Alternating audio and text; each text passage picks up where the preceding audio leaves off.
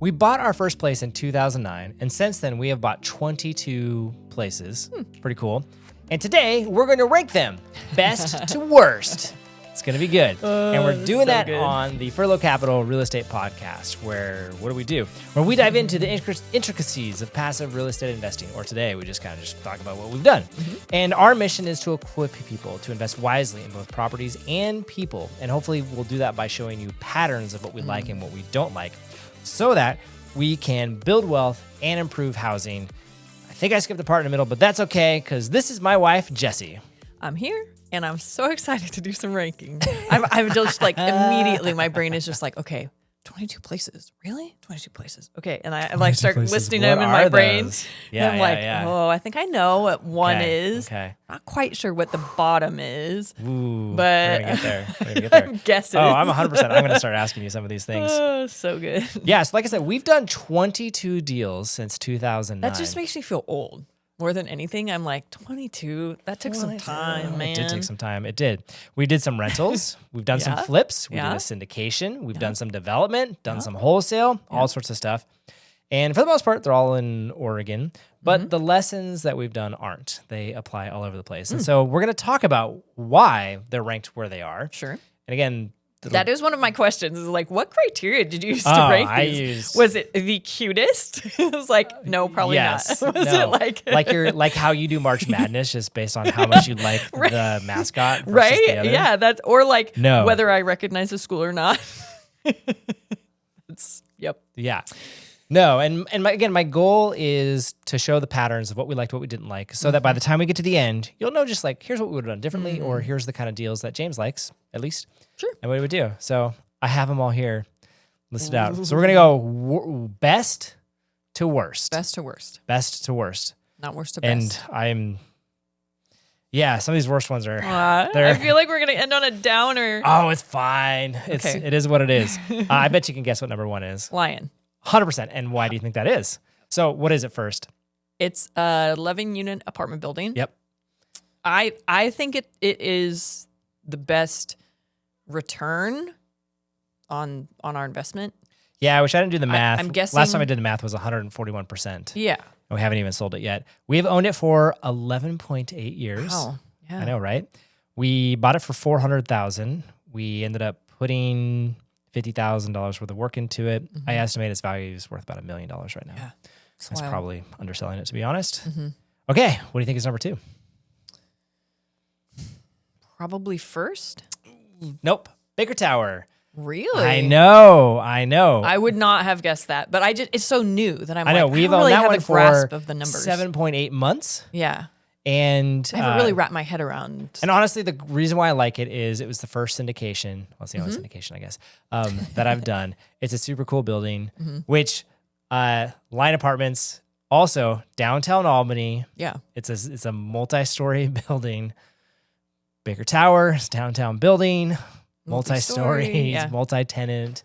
I mean, Baker Tower is thing. Mixed use, which is just, it's different. Which is different, yes, which I do love the mixed use. Yeah. That was always. There are some strange kind of similarities of like shared spaces and the downtown, the multi-story. It's old 100-year-old building. Yep. There you go. Yeah, both of them are very old. Already showing some of the patterns. Huh. How are you ranking them though? This is on returns? No, it's just however I think would be awesomeness. You are okay. So your criteria is this was the best deal or your most favorite? Sometimes it's prompted by the financial return. Okay. But we get into the middle zone there. Okay, this is changing how I would rank them because I have to think about how you would rank them. Which is the one that I like. Yeah. I don't know. Because First Avenue would be higher on my list. Oh, it's I'll give you this. It's top 5, and you already know it's not the first two. Yep. So it's number 3? Nope. It's got to be 4 or 5. Then. Number 3 obviously would be our very first deal ever. Columbus, which was a duplex, also in Albany. We owned it for almost 12 years, 11.9 years. See, for sentimental reasons, that could be number 1. That's why it's at least top for me. Top 3. It is sentimental, but I let the numbers rule the day. Right. On the other two. And I like multi. And yeah. We waited for that deal. We totally did. We passed on it at one point. We waited when it made sense. Yep. Yeah. And then I cried. I cried. We bought that one for $180,000. We ended up selling it for $345 12 years later. And because of our mortgage pay down and other stuff, our proceeds were just over $200,000. Those are such little baby numbers. Oh, they're great. No, they're not baby. Those are awesome numbers. I mean, those are those. I just am thinking about the market today, and I'm like, 180,000. You can't get a duplex for 180,000. That's not a thing. No, that's true. Ratio wise and everything, like I get it. Okay, number 4 is First. Yay! Yeah, it was on First Avenue, hence the name for it. That's how we name most of our stuff. Yeah, it wasn't Let's first see. ranked We first. bought that one in 2013 for $62,000. Remember that? It was a little 2-bed, 1-bath. We moved into it. We jokingly said we bought a fixer-upper and then just didn't fix her up. Yep. We ended up selling it 8.3 years later for $242,000. That's insane. And with our proceed pay down was almost exactly the same as Columbus. Yeah, It was there were $200,000. some pretty sweet things about that one that Fantastic return. honestly is like you can't necessarily plan for that. Like the whole roof thing, like it wouldn't qualify for financing because they were like, nah, it needs a new roof. It's really terrible. We went up there and was like, well, we brushed off all the moss. It's actually pretty decent. Yeah, we And never then replaced it. Yeah. And so For the 8 years we I lived feel there. like certain things like that really shifted in our favor. Oh, yeah. And there was just, it had character. That house It definitely did had have character. And so when it came time to resell, like there were buyers. There were people who were like, oh, I like the location. I like the quaintness. I like the And then they went cutesy through and they actually built-ins fixed the and- entire upside, added Yeah. a staircase. Like it actually, I saw pictures of it and it looks awesome. Yeah. Okay, number 5. I'm like racking my brain Oh, now. you're not gonna know this one. It's another. This is my first time doing it, which is one Not of the storage. reasons why I like it. Land? No, it's 16th Avenue. It was my very first flip Okay. and sub 2 deal and raising money deal. Yeah. So there was some complexities in there. Yeah. That one was great. We owned it for 3.6 months. That's a flip. It was great. That's a quick flip. It was a quick flip. Wow. We ended up selling it. That was a classic where the guy was in foreclosure and it was not going to qualify for bank financing because it was in poor condition. And so we paid off, or we caught him up on the foreclosure, took over the mortgage, and then we went in and we put on a new roof, fixed some other stuff, solved the immediate problems, trashed out. We took, what was it, a 30-yard dumpster full of garbage My word. out. I did all that in a day. It was like a 12-hour day of exercise. It was great. And then we had a friend who we knew was looking for a place. And so sold to him as a fixer-upper. And he's been going through and fixing it up. And he shows me photos every once in a while, and it's awesome. I can see why you would like that one because there's lots of layers of like it was a different type of work, different type of financing. Yeah. There was relationship involved in it. Like it had a lot of positives associated with it. All right, number 6 on the list. The ones in the middle here, I'm just like, I know they're hard. This was another no. first thing that I've never done before, which is building a house from the ground up. oh, So all right. Yeah, it's some of Airport these deals I See, wasn't now you can as say- involved in. Like Yeah, you're gonna early struggle with on, these. yeah, we lived in the property. I did some of the Yeah, work. yeah.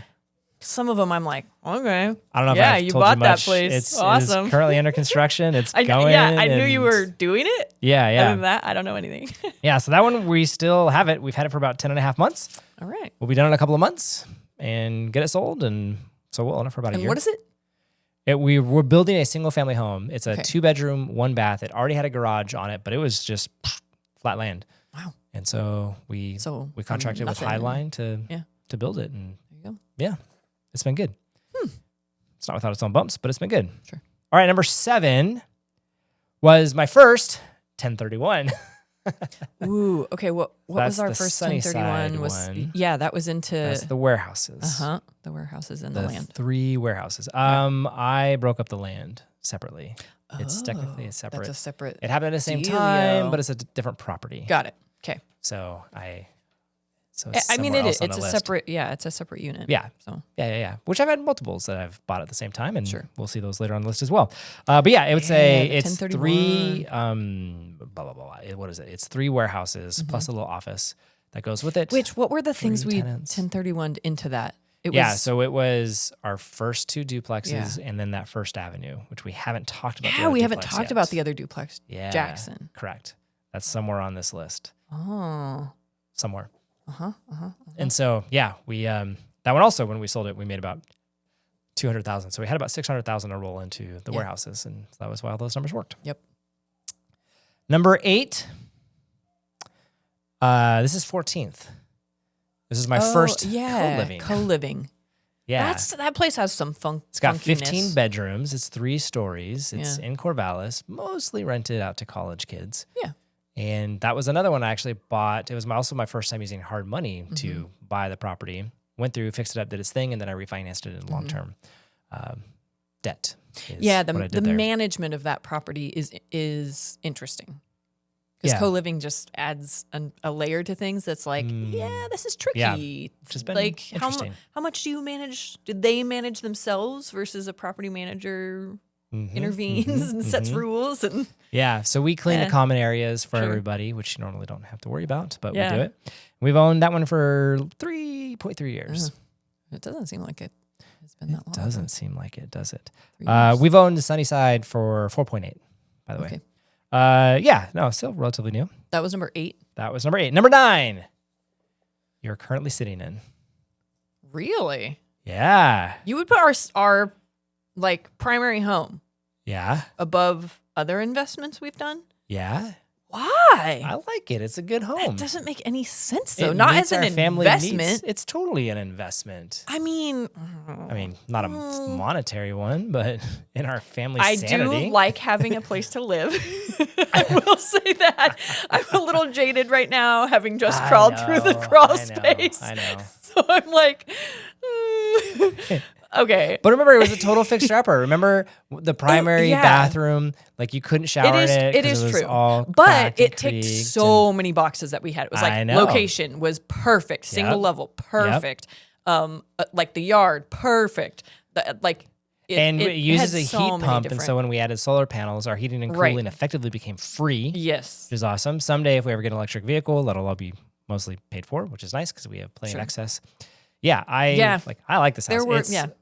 We're in my office space right now, and recording studio. Yeah.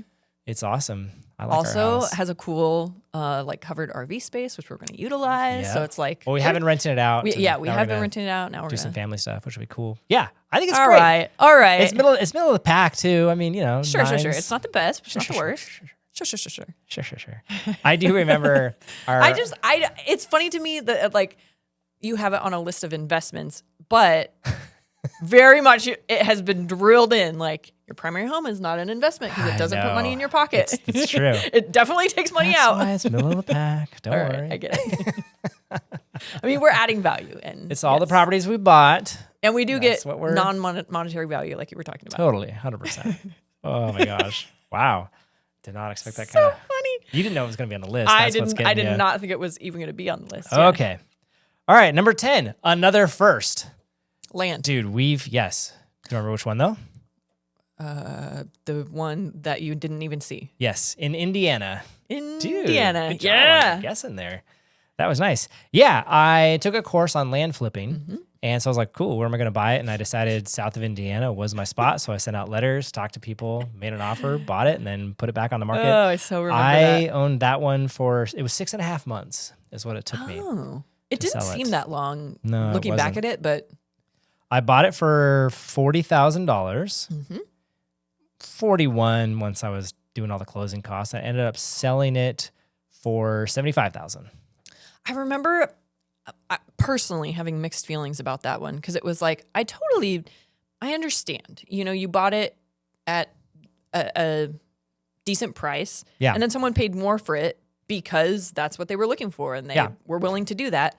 It also seemed like it's like some of those things that you see where people know particular types of furniture or things are worth more. Yes. And the common person just doesn't know that.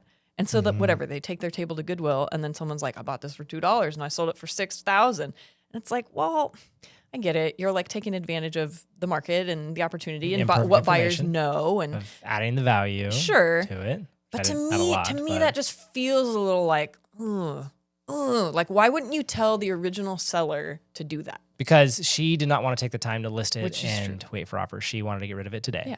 because she was moving and she inherited from her dad and she was getting some money and was happy to move on. Similar to some of those like whatever furniture flips or other flips. Like I just don't want it's this like, in my house. I can't. I don't have like, the tools. They I don't have want the patience. to do it. They I can't have do a life. It. Yep. So they're willing to take the lower price. So, but I understand what you're saying. It can feel like you're taking advantage of the other person. Yeah. Though she was the one who told me the price. So sure. Yeah. Whatever. Which totally makes sense. And it was, that was a cool deal. I remember you learned a lot. I did learn a lot. And we were like, all right. Okay. Number 11. Another kind of first, I guess. Maybe. It was the storage place. J&J Mini Storage off of Harrison Street. That was the first storage place we did. 70 storage units plus a single family home. Yep. We've held that one for 6.5 years. My favorite thing about that one was that'll let me quit my job. That's one that makes it pretty cool. It was just the turnaround of it, because it was like it was totally mismanaged, not kept up, and so it was like like I remember walking around it and just being like, oh. And then realizing like, okay, there's a pathway here. There's a way forward to make this much better and sustainable and all the things. So I saw that, but then we also like there were blackberries just like totally. It was like enveloping the building on one side. It was so many blackberries, and I just remember like the before and after of that being like, whoa, like that massive improvement. Yeah. Like certain properties you get that you just have these big visual like transformations that you're like, oh my gosh, that added value. I could see it. Yeah. You know? Yeah, I know. It was cool. Yeah. That was a fun one. Shout out to our yard it's guy. Also just, he's like, incredible. Turns out keeping track of 70 units is very difficult. That's a lot. It was a lot. Yeah. It was a lot. Okay, we're on the back half now. Okay, so that was the first. That was top 11. Top 11. Now we're doing the next ones. Okay, so we're getting into these are less exciting, but they're still good. Don't worry, these are still good for a little bit. Okay, so number 12 was our place in Independence. Okay, it was a single family home that we bought. Now, this one was cool because we owned it for 1.8 months, and if I remember correctly, we cleaned the carpet. Was this a solid rock one? Mm-hmm. Okay. Yeah. We cleaned the carpet. We fixed some drywall. We did the yard. That was it? I think that was it. I think we might have done like some sort of spray thing. This was one of those types of properties where you're not fixing everything. Correct. You're getting it to a point for an investor that's like, this is... And we pitched it to the next person because it was a 3-bedroom, 1 bath. And there was a potential to add another bath in it, and we decided not to do it. Right. And we sold it to the next person of like, hey, there's this project here. Potential value here. Live in it. Sure. Do it. Go through the permit process. Spend the 2 years Was that one of the ones it. Also that it didn't qualify for financing and then it did? No, it totally did. Okay. Yeah. It was a situation where the guy who owned it, he was living there, but his mom was living there too, and she passed away, and it just hurt too much. Yeah. And then he had this other deal that he was pursuing. He's like, I just need to get out. Yeah. And so makes sense. We helped him just to get out. All right. Number 13 was it was on 11th Street in Lebanon. That was our first full-on flip. Essentially tore the sucker back down to studs and redid everything. We spent $100,000 fixing it up. Did I go into that one? You might have. It was that White House off of 34-ish. The kids knew it. There's a big field. It was across the street. I think I maybe at one point. So anyways, that was one where... That's not the one... Okay. That's not the one with the poo. No. That one was up on... You already did that was one. 16th. That was 16th. That was ranked number 5. Yeah. Where I had the... Which makes sense why it was ranked that way, because, again, it was just like upside and transformation. And all that. One of my rules, right? Cat urine is the smell of money. That one was... Turns out little kid poop is the also. And dogs. That was a lot. But no, 11th was... it's the back half, just because it took a lot longer. Let's see. That was also a 10.2 month hold. Yeah. We really thought it was going to be closer to 6 months, and we just like the more we did, the more we're like, oh shoot, and we got to fix this, and we got to fix this, Yeah. and we got to fix this. Yep. But it was super cool because we were able to do some seller financing. We raised money. Like it was a cool deal. It worked out okay. Yeah, the way it was structured was really neat. Would you say that like when you do deals like that and you're taking out more, there's always that potential to be like the can of worms 100%. that you're like, okay, now That's well, another we reason. found this, we can't just cover it up. It's the other reason why I like the half repair. Yeah, thing, 'cause 'cause you're you like, just, you don't find things. Oh, It's 100%. okay, it's still back there. 100%. Someone else will do the big fix. Yep. Yeah. Yep. Makes sense.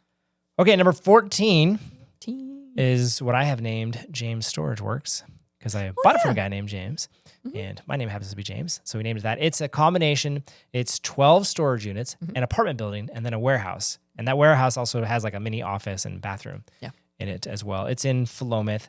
I have only had that one for almost 6 months, so Oh, it's has it not been very that long. long? Yeah, so it's still relatively new, Yeah. but it's just a cool building, and I like cool buildings. But I mean, it's back half. Okay, so having like the J&J storage compared to this James Storage Works. Yeah. Like how would you compare the storage to storage as far as like, because I've never been to the James Storage Works, Which I love. as far as like quality, size. So J&J is mostly like smaller units, like 8 by 10. Oh, okay. So that kind in of my thing. brain, this James Storage Works, because it's like part of other things, in my brain it was like smaller units.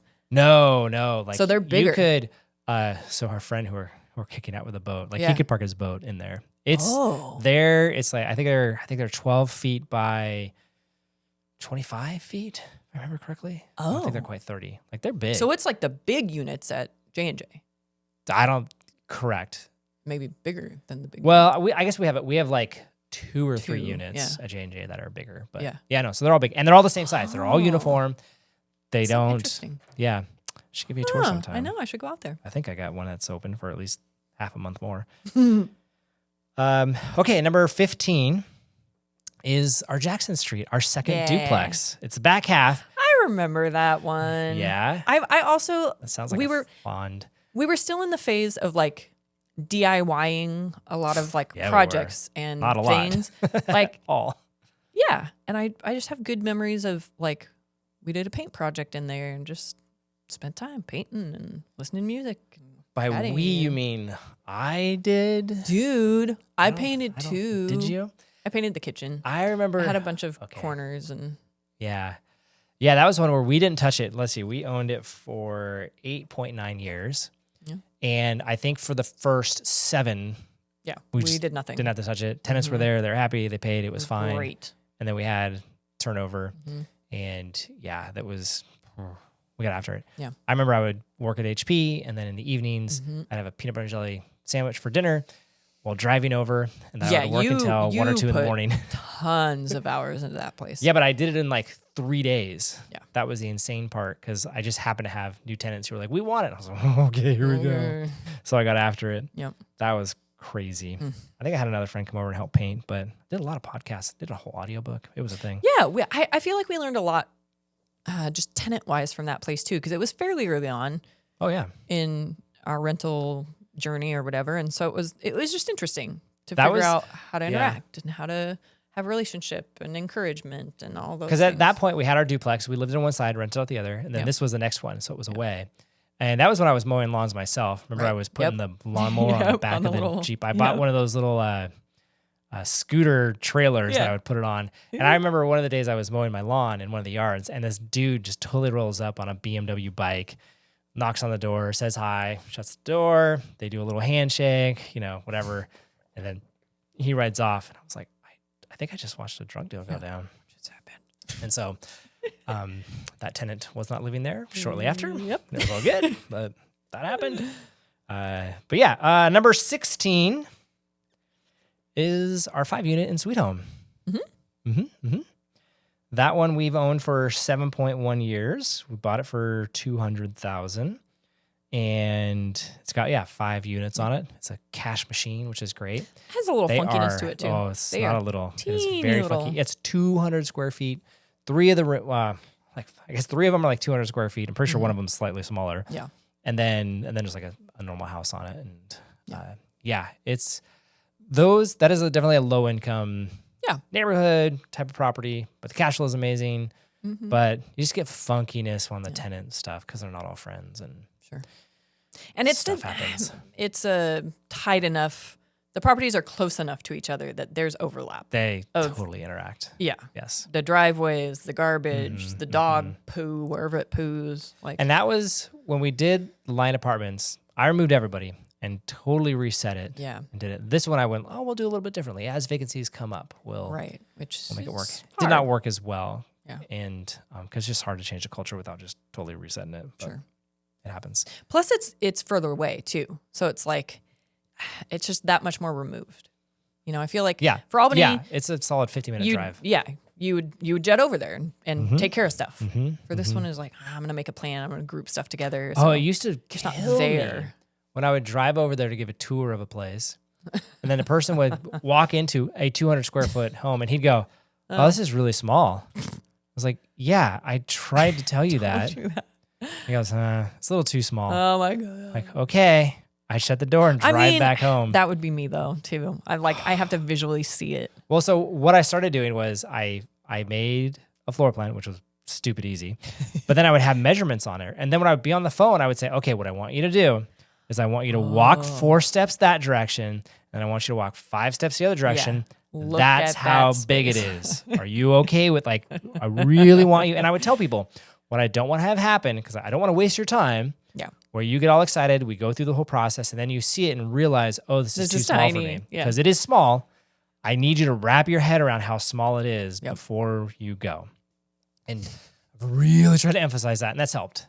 That helped a lot. But oh my gosh, because I think there was one vacancy where that happened to me like 3 times in a row. I was like, oh my gosh, this is killing me. It was such a long drive. It was so bad. Yep. Number 17 is one that I'm currently working on. It's Long Street. It's also a sweet home property. It's a flip. And the reason why it's ranked as low as it is because we're in that phase of doing demo where we are finding the things. I'm like, I didn't budget for that one. Okay, here we go. Yeah, that's and so frustrating. We're in that phase. We just finished it really. But so I'm like, I just don't love it right now. But you finished finding things? So I think so. We're back in the rebuild it up phase. Yeah. That was one where initially we're going to do a half renovation. But as we got more into it, just because of the things that we saw, it turns out we had to do a full on. Now, this one, we also bought it subject to the existing mortgage, and I feel really good about all the paperwork and everything that we did. I feel like we've got that dialed in finally. Yeah. And so that feels really good. But it is 17 out of 22. And the plan for that one is to finish the fixes and sell. Yeah. Yep, we're not holding on to it. You're not going to hold it. I mean, we could if we had to, because the financing is pretty stinking good. But yeah, no, we're just going to fix it and sell it. Number 18. This is a passive investment of ours. Which you totally forgot about. What is it? What's the name Do you of remember how it? many units it is? Oh my gosh, 30 or something? Nope. 300? There's a 3. I think there's a 3 in there somewhere. It's like 110. Oh. We own 1.5% of it. It is Verta Crossing. Verta. That's what it is. Verta. Yeah. Where did I get 3 from? I don't know why I don't have number of units on here. I have no idea. Oh. But yeah, that's when we were passive investors. We put chunk of change into it, and we've got a couple checks, but nothing to sneeze at. I wasn't even nearly as involved with that one. Like you would share numbers with me and gave me the idea and all. Like whatever. Yeah. You told me about it, but I also was like, they're not giving you enough information. Yeah. Like you're kind of like, there's definitely that. Where's the plan and what's the timeline and what yeah. Yeah. No. So I could see why that's ranked lower.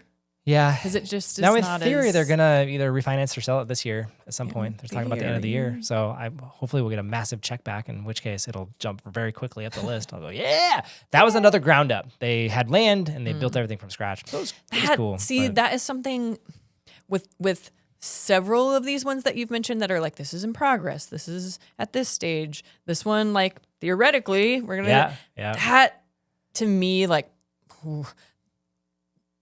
It's a piece of real estate that I struggle with. I guess I'll put it that way, where it's like, you have a timeline, but Which we've owned this one for 3.7 years. Yeah. And it's like, the timeline. And more than likely it will be a return, but it's not this like systematic, unless you're buying and holding, that's all you're doing, and you have this guaranteed cash flow every single month. Yeah. I don't know. It's so cyclical. Or, Yep. I don't know. Well, they're long-term famine. investments Yeah, at the end of the day. the long All of term. these things it's kind of like, except for flips, Sure. they're 5 to 10 to 20-year time frames Right. to get the money back out. Well, it's very, even the type of work that you're doing, it is so different than like, I got to the office, I clocked in, I did my deal, I clocked out, I'm done, I got paid. It's very much like, well, I did a bunch of work and I am going to get paid, but it's not transactional like hour for hour. It's like, True. I don't know. So I'm getting better about charging an acquisition fee up front to help with some of that, which honestly just offsets the cost that I incurred. Sure. So I'm losing less up front and trying to get repaid. It makes sense Now, because it is. but what that does is balance. it's the same. I'm essentially pulling forward some of that revenue from the back end. Yep. So instead of making, I don't know, 25,000, I make 20,000 because I did 5,000 up front, and I'm just betting that I'm not going to lose money. And if I do, okay, I'm going to have to give it back. But yeah, it is interesting. I agree. It's a different. Yeah, it's a business different model, mindset. for sure. Yeah. Totally.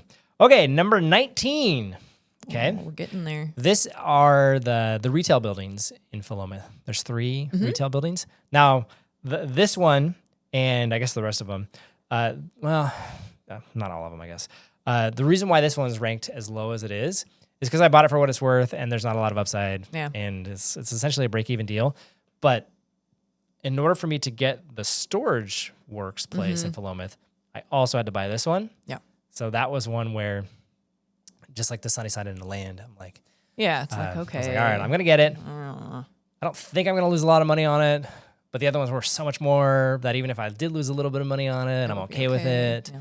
And it's kind of cool to have a retail spot anyways. And so that's what I'm like, it's retail. And when you're driving downtown Philomath, I can go, I own that place.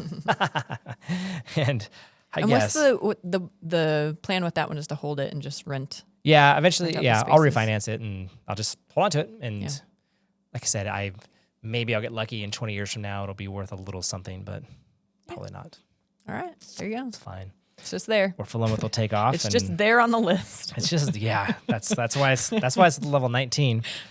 For number 20, this is the other piece of land, the Sunnyside land, which again, I have nothing on it. It's just land. Yeah. I'm currently in the process of trying to sell it. So if you Please know buy someone it. interested in 1.5 acres of land on I-5 with great visibility, let me know. I'm interested. Yeah. But it's just, Yeah, I had plans and all of my plans have fallen through. So I'm like, I'm just going to sell it. Yeah. Just be done so. Well, that's the thing with that piece of property is I feel like, I don't know, it hasn't gotten momentum. Which part of it's just far enough away that, and I just, again, the dream that I wanted to do. I feel like for the right person, it would be great. Yeah. Like it's a prime spot on the highway. There's stuff you could do with it. Yeah. It's just And I just kept having better deals you're right. come. So I was like, well, I'm going to do Like, this one just- instead. that can This has wait. a higher return for me. Yeah, it's fine. Yeah. It's fine. Okay, number get it. 21 is Thornton Lake. It was 2 properties where we split the lot. Yes. We ended up owning that one for 11 and a half months. I know what 22 is. Just by process of elimination. Yeah. But Thornton 21 was 2 properties. We split the lot. Yeah. For our investors, it was a great deal. They all made money. They made their 12% return on it. It was great. For us, there was multiple things about this deal that I didn't love. Working with the city was okay. There was one inspector who it was over a month to look at a single valve and go, yep, it's there, which just killed me. Yeah. Which again, I'm paying 12%. That's 1% a month. I'm just doing the math in my head of like, oh my gosh, it's costing me $6,600 for him to delay. Yeah. Which I was just out of my That's pocket. It just frustrating. killed me. What's the other? Yeah. And then we had some issues on the buyer side, and that was just frustrating to deal with. Which honestly, I'll take it. It wasn't me. I didn't communicate as well and set expectations as well as we could have, and it yeah, just caused a problem, and it was frustrating. Yeah. I've learned a lot and I would still do a split later because now I've learned a ton and I would do it totally different. And our, our appraisal not appraisal. What's the one where they measured the land and stuff? Surveyor. That also just wasn't a great experience. Turned out the person who was working with us went on maternity leave and didn't hand it off to anybody. Oh. And so there was just another 3 month, Oh my word. nothing happened. And we would call them we don't know what you're talking about. We're like, what are you talking about? It was very frustrating. Yeah. We'll just wait till he gets back. I'm like, dude, this cost me over $6,000 a month to just wait for this guy. So it was unbelievably frustrating, just the delays. And again, I think we went with one who had the best price. And I think in the future, when you account for the extra 3 months, I was like, oh my gosh, I would have paid $10,000 more, I guess, to have someone else go faster. Yeah. Which I didn't know it. Now I do. There's that. And then the last one, this is the worst one that I've done. It was the mobile home. The mobile home. Bought for $1. I bought it for $1 and ended up losing $13,500 on it because it did not sell for what I thought it would be, and that was how much we spent. Let's see, we bought it. Yeah, like I said, we bought it for $1. I ended up putting $39,000 into fixing it up, which in retrospect, I was just it was. There were things that was a total give a mouse a cookie problem, where we didn't just do the minimum. It was if we're doing this, we should do this, and blah blah blah blah. And we kept telling ourselves it would be worth a lot, and then it ended up selling for $25,000. Yeah. We thought it was going to sell for $50,000. Right. It was half of what it was. And it's just, I don't know, because there was another one that did sell for that. And so we weren't totally just making up comp numbers, but it just, and honestly, part of the problem was that this particular park was a 55 and older, and it was in Lebanon. There were limits. There was just enough things where it just, but I mean, we comped it based on park sales. And I think we just, for whatever reason, there was one that just didn't make sense. And I think the park had recently raised their rates too, which I did not put that together. Yeah. That the park rates had raised since that last one had sold, and that dramatically, it was $1,200 a month. And so there's a bunch of things there to the point now where I'm just I'm not interested in doing the mobile home stuff, even for $1. Yeah. I mean, unless it was totally fixed up, but the problem that we were running into now is we do our normal numbers and we go, cool, we'll just cut that number in half. And so no one wants to sell to us for whatever those numbers are. I'm like, cool. I didn't really want okay. it. Yeah. So, yeah. So it's fine. Yeah, that was, we did not have any investors, so it was just me who lost money, or my partner, which was sad. And thankfully we had made money on other deals, so we were able to pay for it, but it was super frustrating. That was a lame one. I would agree with you. Yes. Definitely is on the bottom. So those are our 22 deals. I want to recap. So our best deals, at least for me, they kind of had the thing in common often was it was something new and novel. Yeah. But they just had a great return as well. The deals made sense. The numbers were fantastic. That's kind of what those top ones were. And then the worst deals, for the most part, we either A, didn't make any money or not as much as we thought, and B, just operating it, doing the thing was hard. It was messy and messy. Yeah. That was my, And which some of those deals that did have a great return were also messy and had pieces that were oh, okay, we got to figure this out. Totally. But it almost made it worth it. It makes it worth it when you can see the return and you're okay, we did that. And I've changed my mindset too a little bit. With the house that we're building, we've had some weird stuff there that we just didn't foresee because we've never done it before. But I've really tried to have a mindset of no, I'm just learning how to do this because I know this is going to come up again. Because oftentimes you'll get a property where it's a house on a big lot and you can split that lot. And for me, I'm going, okay, I've done a lot split and now I've done a build. I will have a deal that comes up eventually because we actually had one that we tried to get under contract, but we had it under contract and we just couldn't make the numbers work. Once we really got into it, we were like, this doesn't work. We ended up backing out. And we just, in our heart of heart, we were like, there's a good deal here. I just don't know enough on how to do this to make it work. Yeah. And then now that we've done the development, we've gone back and retroactively run the numbers and went, this is what we would have done. We would have split the lot, sold that house, and used the revenue from that sale to then build. And all of the profit would have been in that house build. Yeah. And how I know that because I'm now combining different strategies into another one. And so for the house build, I'm even man, even if it's a break even, which it won't be, but even if it's a break even, I'm okay with that because I'm learning, and all this weird funkiness the next time is not going to happen. Yeah. And so, and same with a lot. Do you find that over the years and all these 22 different deals, like I heard a lot of like, that was new. That was a first. I know. We did that differently. Dude, I love my shiny objects, Dude, huh? Is it, but is that a piece of like, you need that type of, like you're saying, to gain a better insight into real estate deals and how to do more interesting or more layered things, so that is actually an asset to try a bunch of different types of investments? Or like, do you think at some point you'll just be like, you know what, this is what works, we're going that way? I mean, if I'm honest, probably not. I like the interesting, the hard deals that have something funky about them. Yeah. So I tend to get That just attracted to attracts those. you. Yeah. I mean, and again, my ranking was what I like. Sure. I definitely, if we ranked it just on financial, it would be a different ranking system. That would be interesting just to do But the financial ranking. I decided not to do That's that. why I thought you were going to. Part of it was some of it in progress, so it's hard to compare It's apples like, to I don't apples know if this is. to it. And so I didn't do it that way. But I kinda could have to take totally those ones out. see where, I mean, there's certain strategies that I'm like, ooh, I like this. Like doing the half fix. Yeah, the half fix. I really like that. Yeah. But I'm not doing so much volume where I can ignore the other ones. Yeah. I'm still in the, I'll take anything because I just want to do more deals. Yeah. But yeah, I could say that. So my challenge to you, dear listener, if you've invested in multiple places, how would you rank your own portfolio? And don't necessarily think of it in terms of returns. Maybe think of it in like, well, what would you do again? What is interesting to you? What was fun for whatever reason? I think that's a worthy exercise to try to do it. And yeah, that middle section, you're like, this has to go somewhere. I don't know. It's hard to, the top and the bottom are easy. Yeah. It's the middle of that are hard. And so my other question, which is kind of where you were headed, I guess, is if you had to bet everything on one strategy based on what you've just heard or based on looking at your own, what would that be? What would you go after? Buy dumps and fix them up. Buy dumps and fix them up. Yeah, dude. I mean, That's it's hard work and Yeah. it's very messy, but it's the returns are there. worthwhile. The returns Yeah. are there. Yeah, and it's fun. Adds value. So there you go, which is honestly what we do. And if you would like to learn more about what that looks like and maybe even read more about each of these different projects, because they are all on our website, you can do that at furlo.com.